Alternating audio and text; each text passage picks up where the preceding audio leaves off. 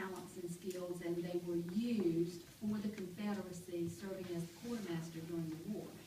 And it was to this house that he invited Jefferson Davis when Richmond was being evacuated to stay here.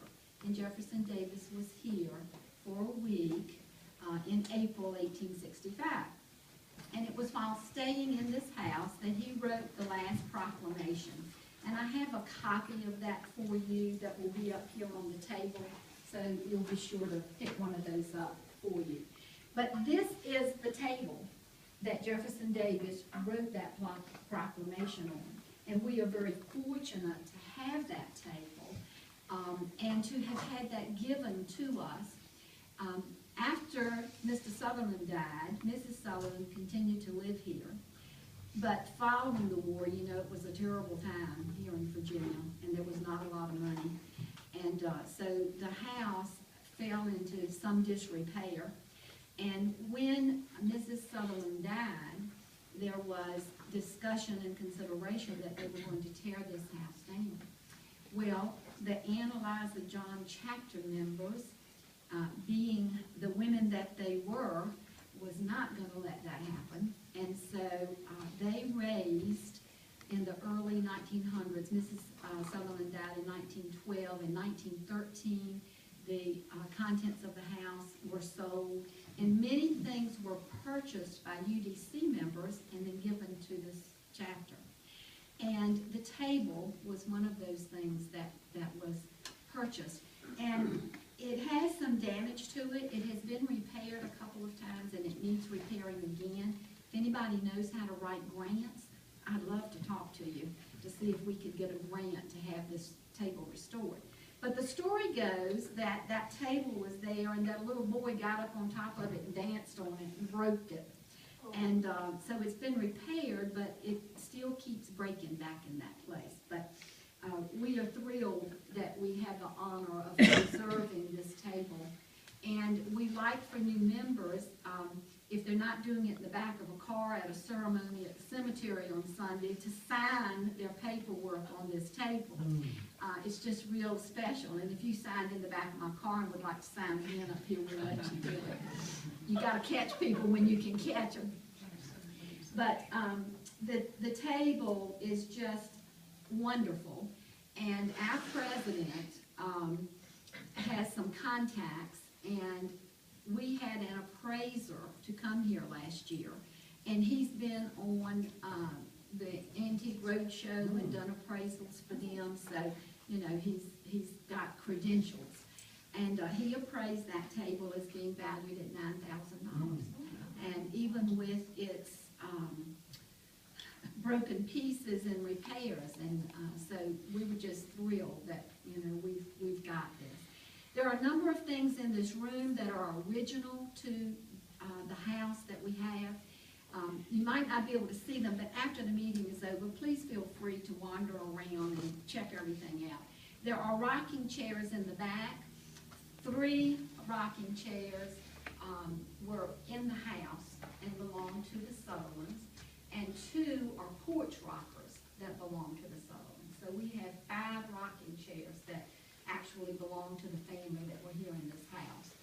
There's a mirror on the back wall, and that mirror has gold inlay, and it was purchased by a UDC member and then donated to us, and it hung in the back parlor of the original Sutherland mansion, as we call it, and did belong to the family as well. We're very fortunate to have the original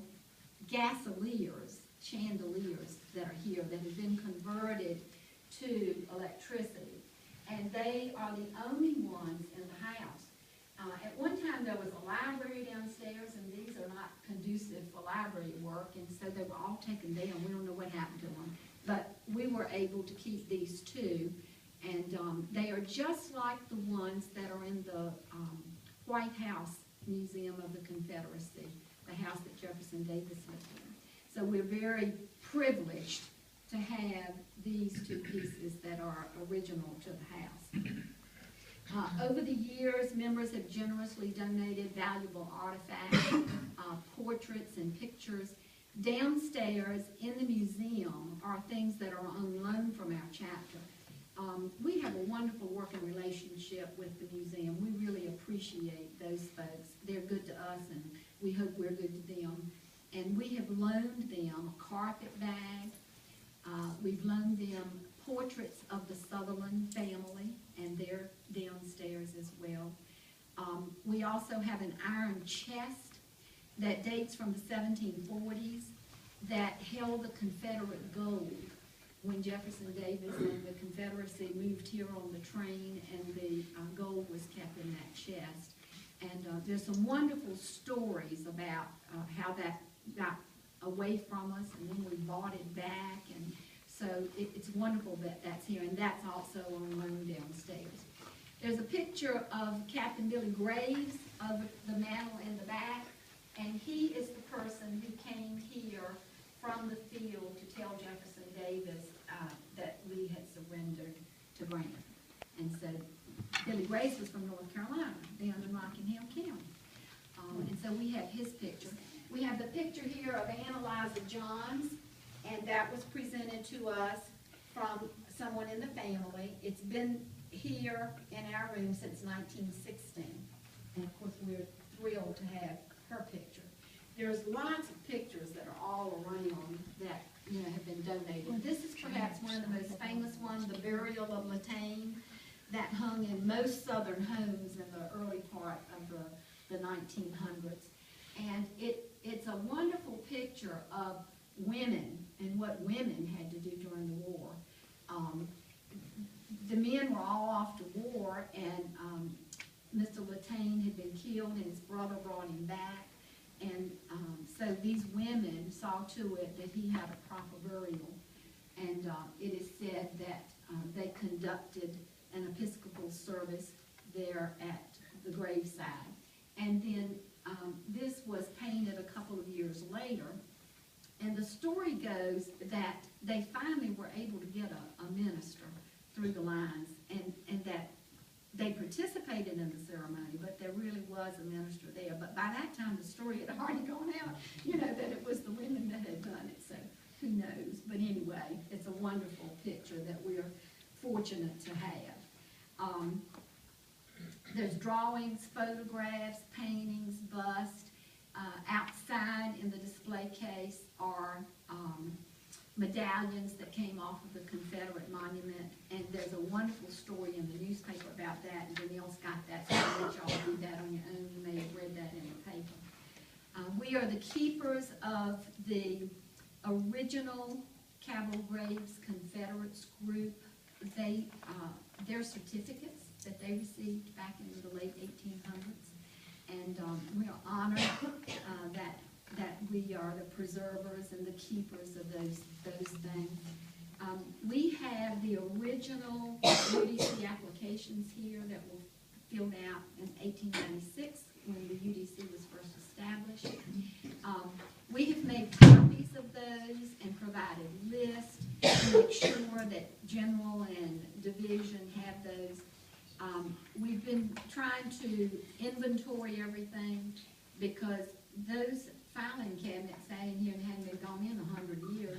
And we found records from other UDC chapters in here. And I made a trip up to Richmond a couple of months ago and took those because they didn't have all of them for Raphael Sims. And so we feel that sense of carrying on and preserving that early UDC members did.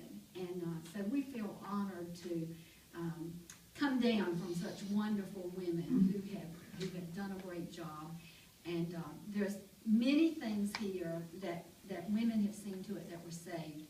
The secretary in the back used to belong to Judge Arch Aiken, and you'll see his name on a lot of bridges around here. His wife was president of the Ladies Memorial Association, and they donated to us the first edition books of many of original stories about the Confederacy.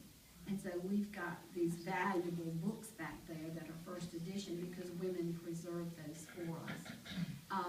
I don't want to miss an opportunity to thank historian Clara Fountain, who recently donated. We are still acquiring, so if you have anything you want to give us, I mean, we'll be glad to see if we can find a place for it.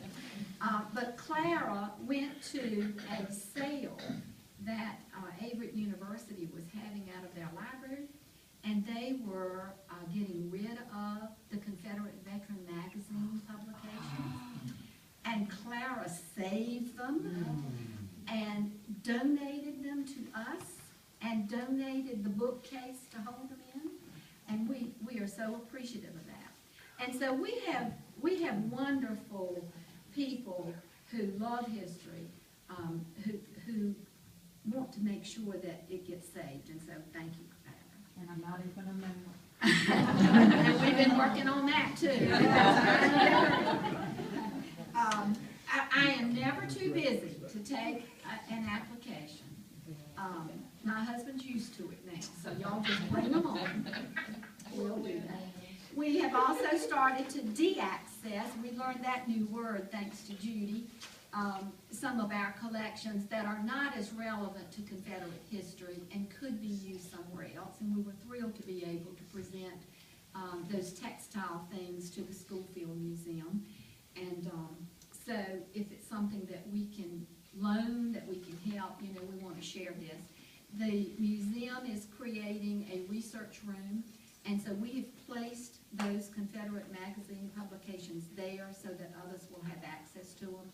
We've copied all of the 100 years of applications and the Confederate ancestors and put those in a binder, so if anybody's looking for their Confederate ancestor, you know, that's going to be available to them. So we're doing our best to preserve that. And so I want to thank you for your attention, and I hope that you will take time to look around and see all the many wonderful things that we have.